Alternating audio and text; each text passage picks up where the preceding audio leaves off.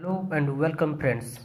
आज मैं आपको समबाहु त्रिभुज के अंतवृत्त और परिवृत्त के बारे में बताऊंगा। क्या होते हैं अंतवृत्त और परिवृत्त? तो चलिए शुरू करते हैं। तो सबसे पहले मैंने कहा एक समबाहु त्रिभुज, ठीक है ना।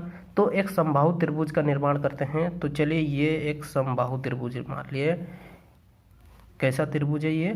तो एक समबाहु त्रिभुज है जिसकी प्रत्येक भुजा क्या है? चलिए ए बोल दिए। कितना है? प्रत्येक भुजा ए है। चलिए इसको नामकरण देते हैं, ए बी और सी कर दिए। तो क्या बोला मैं कि अंतवृत्त का बात कर रहा हूँ ना। तो अंतवृत्त के लिए हम लोग क्या करेंगे, यहाँ से एक मध्यिका डालते हैं, मेडिन डाल दिए, फिर यहाँ से भी इस सर से भी एक को डाल दिए, ठीक, और यहाँ से भी हम लोग डाल देते हैं। यह हो गया।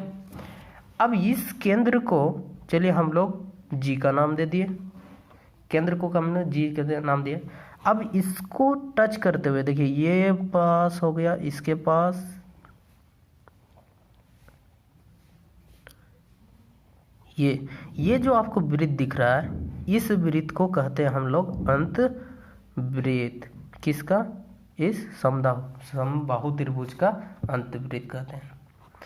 अब जैसे कि आप जानते हैं कि इस केंद्र से यहाँ मतलब क्या, इस वृत्त का परिधि पर ले जाए तो इस वाले को हम लोग क्या कहते हैं? रेडियस। इस वाले को भी रेडियस कहेंगे, इसको भी रेडियस ही कहते हैं, ठीक है। और हम लोग जैसा कि जानते हैं किसी भी में समबाहु त्रिभुज या किसी भी त्रिभुज का जो मेडिन होता है 2:1 के अनुपात में टूटता है। मतलब क्या, ये जी, चलिए इसको डी कर देते हैं, चलिए एम कर देते हैं इसको, है ना, मतलब बी एम कर दिए। तो ये बी जी जो होगा ना, बी और जी, बी जी और जी एम का अनुपात, मतलब बी जी जो होगा, बी जी और जी एम का अनुपात कितना का होगा? 2:1 का होगा। मतलब ये 2:1 के टुकड़े में टूटेगा, ठीक है। अगर 2:1 के टुकड़े में टूटेगा मतलब क्या है कि इस यहाँ से यहाँ तक का दूरी, जी एम दूरी कितना है? 1 है। जी भी कितना है? 2 है। समझ में? और क्योंकि मैंने कहा ये कैसा त्रिभुज है, एक समबाहु त्रिभुज है, समबाहु त्रिभुज है ना। जब समबाहु त्रिभुज है, अब तो हम लोग जानते हैं कि कि इसका जो हाइट होता है, मतलब इसका जो मेडिन होगा यही इसका हाइट होगा। इस समबाहु त्रिभुज का मेडिन ही इसका हाइट कहलाता है। और जानते हैं कि एक समबाहु त्रिभुज का जो ऊंचाई होता है, मतलब एच होता है, वो कितना होता है? जानते हैं हम लोग, √3/2a होता है। यही होता है किसका? इस समबाहु त्रिभुज का ऊंचाई, मतलब ये वाला भी उतना होगा, ये भी उतना होगा, ये भी इतना ही होगा। कितना? इस वाले का बात √3/2 के बराबर होगा। यदि इसके बारे में आपको नहीं पता है तो आप डिस्क्रिप्शन में इसका लिंक दिया गया है, आप उससे जा करके देख सकते हैं, ठीक है। तो हाइट कितना हो गया? √3/2a हो गया। पूरा इस वाले का ना, बी एम का पूरा हो गया। तो आप देख सकते हैं कि ये बी एम जो है 2 टुकड़े में टूटा है, बी जी और जी एम। तो क्या कह सकते हैं, देखिए 2 और 1 कितना हो गया? 3, मतलब 3 = कितना हो गया? √3/2a हो गया, ठीक है। तो इस एक का कितना होगा? एक का कितना होगा? तो एक का निकालने के लिए हम लोग क्या कर सकते हैं? √3/2a/3, ये वाला को इधर, तो ये रूट इसको काट देते हैं, तो यहाँ अब एक और बच जाएगा, तो a/2√3 हो गया। तो ये a/2√3 जो है ये क्या है एक्चुअली में? इस gm का दूरी है ना, gm है। मतलब क्या, gm निकला हमको कितना? a/2√3। कब? जब इस समबाहु त्रिभुज का बात कर रहे हैं तब, ठीक है। तब ऐसा है तो ये जो है gm, ये क्या है? इस वृत्त का, इस अंतवृत्त का क्या है? त्रिज्या कहलाएगा। यदि यहाँ से यहाँ देखिए त्रिज्या, यहाँ से भी यहाँ, मतलब यहाँ से यहाँ, यहाँ से यहाँ, यहाँ से ये त्रिज्या कहला। तो ये क्या कहलाएगा? अंतवृत्त का त्रिज्या कहलाएगा,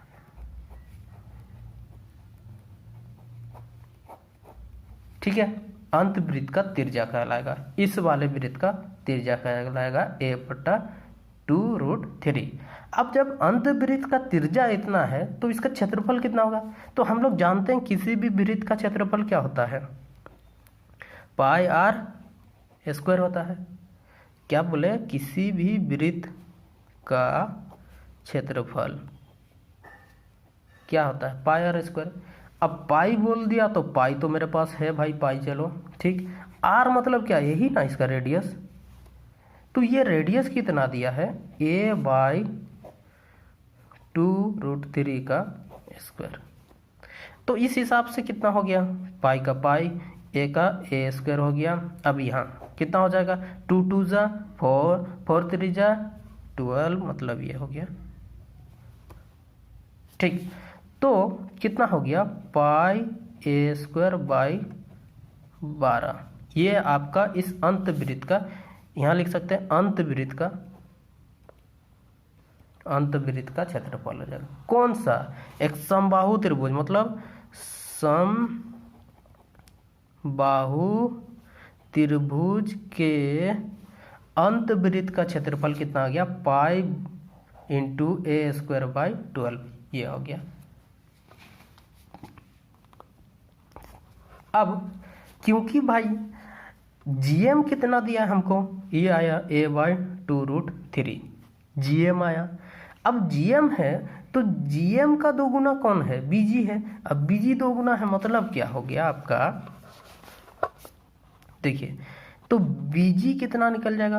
बीजी इज इक्वल टू 2 गुने किसका? इस जीएम का 2 गुना। तो जीएम कितना है भाई? ये a/2√3। तो ये 2 और ये 2 कैंसिल होकर कितना हो गया? a/√3 हो गया ठीक है। तो ये बीजी कितना आ गया आपको?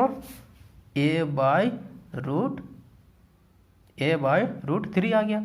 अब इस हिसाब से अगर हम लोग एक वृत्त खींच देते हैं यहाँ से, देखिए यहाँ ध्यान से देखिए, एक वृत्त खींच दिए यहाँ से होते हुए, मतलब इसके शीर्ष को पास करते हुए, एक शीर्ष को पास करते हुए एक वृत्त खींच दिए, ठीक है ना। तो चलिए थोड़ा अच्छा नहीं बना। तो ये जो वृत्त कहलाएगा, इस वृत्त को कहते हैं हम लोग, क्या कहलाता है? ये अंदर वाला तो है आपका अंत वृत्त, क्या? अंत वृत्त कहलाता है। अब ये बाहर वाला जो कहलाता है ये आपका परिवृत्त कहलाएगा।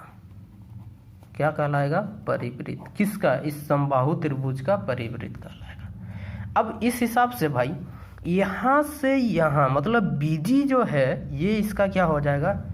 रेडियस हो जाएगा। यहाँ से यहाँ मिला दीजिए, ये भी रेडियस हो जाएगा। यहाँ से यहाँ मिला दीजिए, ये भी रेडियस होगा। देखिए जैसे ये क्या है कि ये भी रेडियस, ये भी क्या है? रेडियस। किसका? इस परिवृत्त का रेडियस। और ये जो बीजी है कितना आया है भाई? a/√3 है ना। बीजी कितना आ गया? a/√3। और यही बीजी जो है, ये बीजी क्या? परिवृत्त का त्रिज्या है, तब जब इस हिसाब से, तब हम कह सकते हैं एक समबाहु त्रिभुज के परिवृत्त का क्षेत्रफल क्या होगा? तो क्षेत्रफल क्या होगा? देखिए पाई था तो पाई दे दिए, r² होता है r²। भाई ये r² ही है ना आपका, तो पाई a/√3 का स्क्वायर, मतलब इसको लिख सकते हैं पाई a²/3। ये आपका क्षेत्रफल आ गया।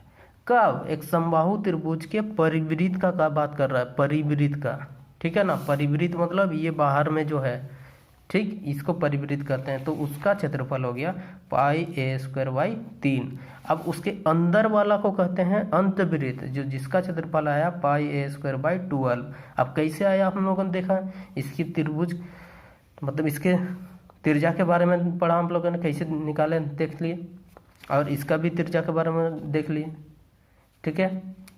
अगले वीडियो में हम लोग इससे जुड़े सवालों को बनाएंगे, जो कि अक्सर बहुत सारे एग्जामों में इससे सवाल पूछते हैं। ये बहुत ही इंपॉर्टेंट है। या तो कभी आपको त्रिज्या से सवाल पूछ देंगे, या तो इसका अंतवृत्त या परिवृत्त से क्षेत्रफल पूछ देते हैं। ठीक है, धन्यवाद।